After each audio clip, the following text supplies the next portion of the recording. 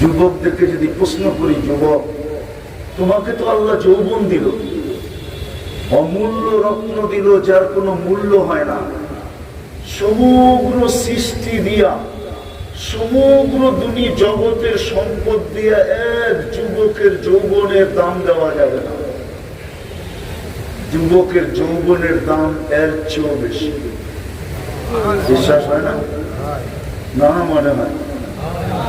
ফরিদপুরে পড়ছেন না? ফরিদপুরে হ্যাঁ, আরবালে মনে হয় যৌবন কিনতে পাওয়া যায়, ঠিক না? কলিকাতা আরবালেও না? মডার্ন, চাইনিজ, আমেরিকান, দুনিয়ার কোন হারবালে পাওয়া যায় না?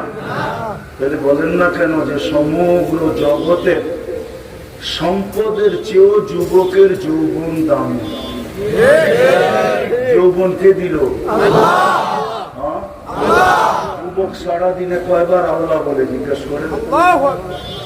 এক যুবক হাত উঠে আমাকে বলো যে ও ডেলি 100 বার আল্লাহ বলে। 100 বারও তো আল্লাহ বলে। পুরুষত্বের দাম কত? পুরুষের কাছে পুরুষত্বের দাম কত? কোন বাজারে বিক্রি হয়, কোন ফ্যাক্টরিতে তৈরি হয়, কোন গাছে ফল হিসাবে ধরে, কোন জমিনে চাষ হয়? আপনি যে পুরুষ, আপনার পুরুষত্বের দাম কত বলেন?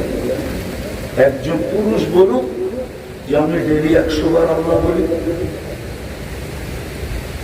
কয়জন হাত উঠাইতে পারবেন যে আমি কন্টিনিউ, এটা আমার অভ্যাস, ডেলি 100 বার আল্লাহ না বললে আমার ভাত হজম হয় না? কিন্তু চার দোকানে বসে আধা ঘন্টা গপ্প না করলে তো ভাত হজম হয় না, সময় কাটে না। একজন মুরব্বী বলুক যে ডেলি আমি 100 বার আল্লাহ না বললে আমার ভাত হজম হয় না, আমার ঘুম আসে না। 2-4 জন হাত উঠাইলে তো হবে না, পুরো জনগোষ্ঠী বিরাট বড়। পুরুষকে পুরুষত্ব কে দিল? নারীকে নারীত্ব কে দিল? আপনাকে আমাকে মানুষ রূপে কে সৃষ্টি করলো?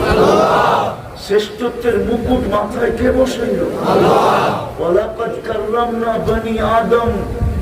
আপনার আর আমার জন্য কোরআন হয়ে আসলো, লৌহে মাহফুজে লিখিত হলো।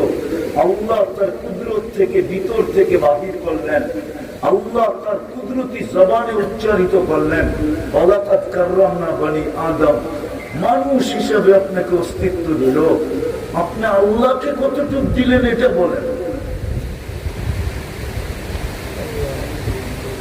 জানি না আমার ওয়াজ বুঝে আসতেছি কি আসতেছে না আপনাদের। আল্লাহকে আমি কতটুকু দিলাম? আল্লাহ আমাকে কি দিল? আমার তো অস্তিত্বই ছিল না। হাল আতা আলাল ইনসানি হিনুম মিনাদ দাহর লাম ইয়াকুন শাইআন মাযকুরা। কোরআন যেন বলতে চায়, মানুষ একটু কি তোর ভাবার সুযোগ হয় না, চিন্তা করার সুযোগ হয় না যে তুই তো কিছু ছিলিই না, তোর তো অস্তিত্বই ছিল না। তুই নিকৃষ্ট একটা পানির ফোঁটা ছিলি, তোকে আমি অস্তিত্ব দিলাম।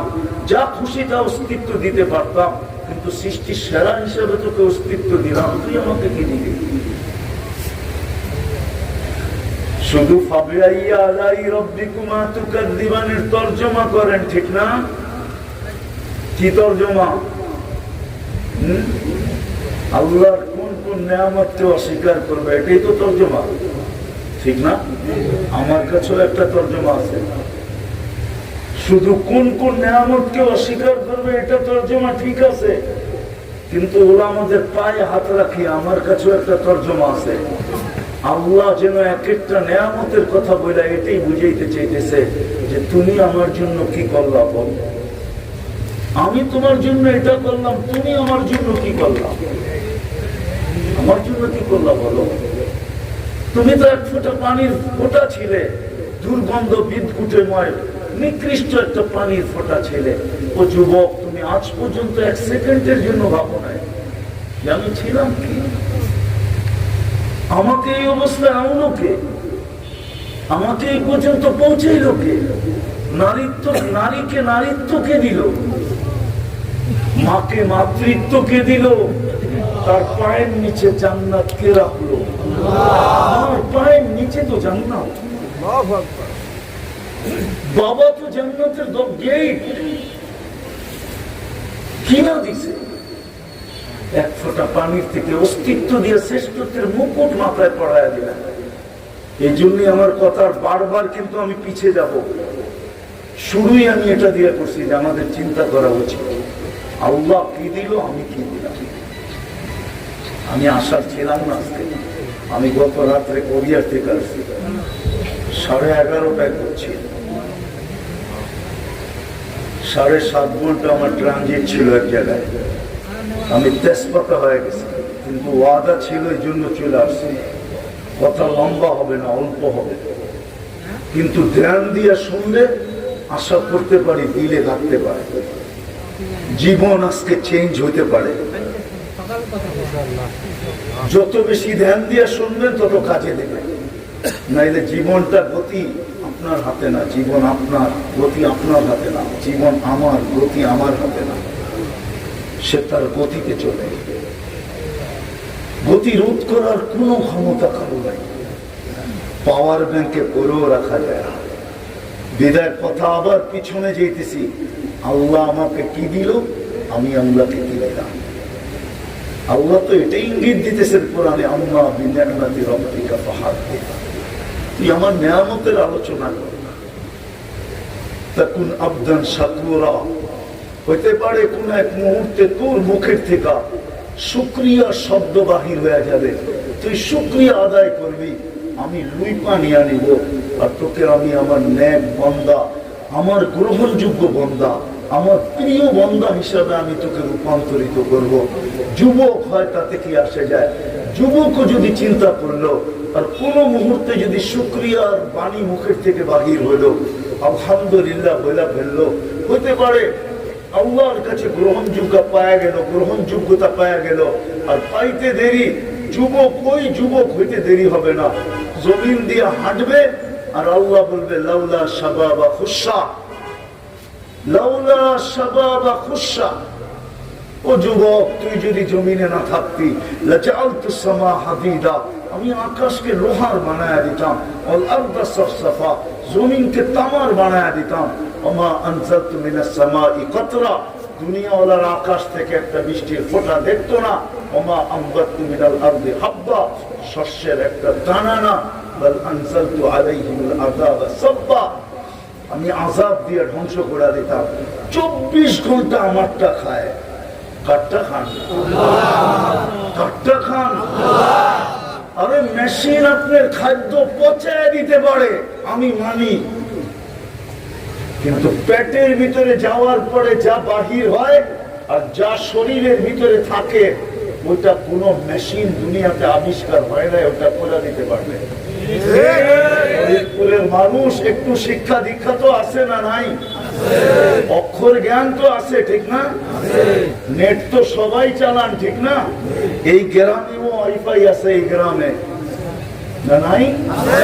নাই, নেট চালায় না এই গ্রামে, অ্যান্ড্রয়েড সেট নাই, বিদেশে ভিডিও কলে কথা বলেন না, একটু চিন্তা করেন। আল্লাহ বলে 24 ঘন্টা কাঠটা খাস, কে খাওয়া? কাঠটা ব্যবহার করেন, সুস্থতা খান। ও যুবক, তোমার সুস্থতা খান, যৌবন কে দিছে? মানুষ হিসাবে অস্তিত্ব কে দিছে? 24 ঘন্টা কে লালন পালন করে?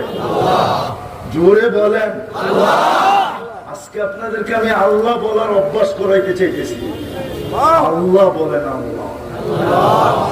দুনিয়া বলতে বলতে বলতে বলতে বলতে এখন আল্লাহ মুখ দিয়ে বাহির হয় না, ঠিক না? এই জন্যই তো ডাক্তাররা লাল,